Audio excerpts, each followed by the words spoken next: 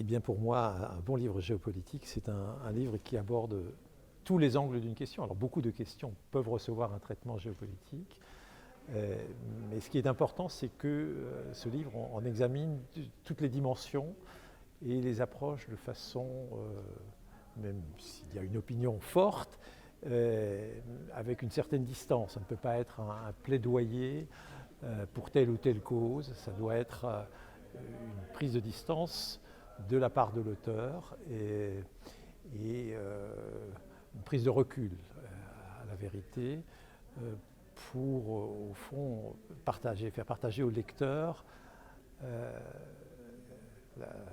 la dimension un peu intégrale du sujet traité, l'intégralité du sujet traité, qui est souvent un peu découpé en morceaux, en segments. Et donc je pense qu'il y a, dans un bon livre géopolitique, je dirais qu'il y a aussi une dimension historique toujours, parce une mise en contexte historique, et parfois géographique.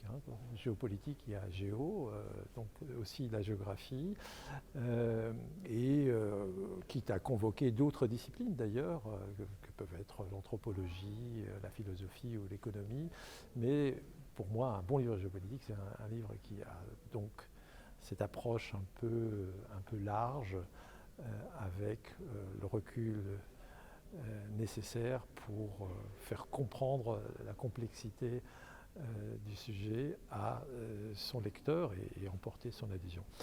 Et si en plus il est bien écrit, voilà, ça ne peut qu'ajouter au plaisir et à l'intérêt de la lecture.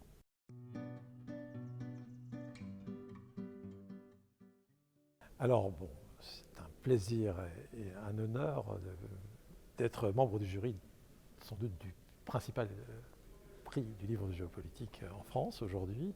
Donc c'est une occasion de découvrir la formidable production de pensée géopolitique en France. Et je suis toujours étonné par l'ampleur des sujets traités et la qualité des ouvrages qui sont donc nominés chaque année. Ça fait, je crois, la 4e année que j'en suis membre. Et d'ailleurs, ça m'a amené à regretter qu'il ne soit pas davantage traduit dans d'autres langues, et notamment en anglais, pour les rendre plus accessibles, parce que là, il y a une vraie pensée géopolitique qui n'est pas uniforme en France, mais une vraie pensée géopolitique, un réflexe géopolitique en France.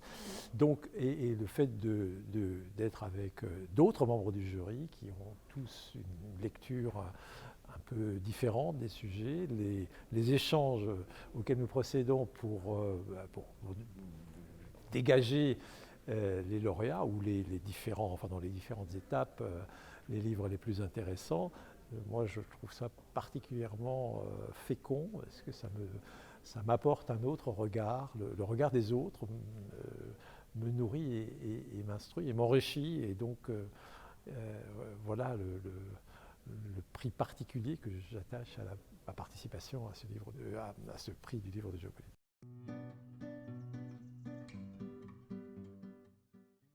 Alors, par la force des choses, il se trouve que la concomitance avec des événements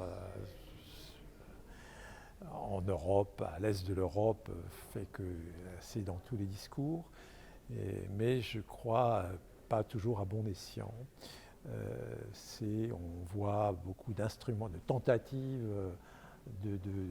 et des candidats et des commentateurs d'instrumentaliser les questions géopolitiques qui ne maîtrisent pas toujours d'ailleurs à des fins donc précisément politiques. Je dirais que le débat souvent manque un peu de hauteur et ce que je conseillerais à nos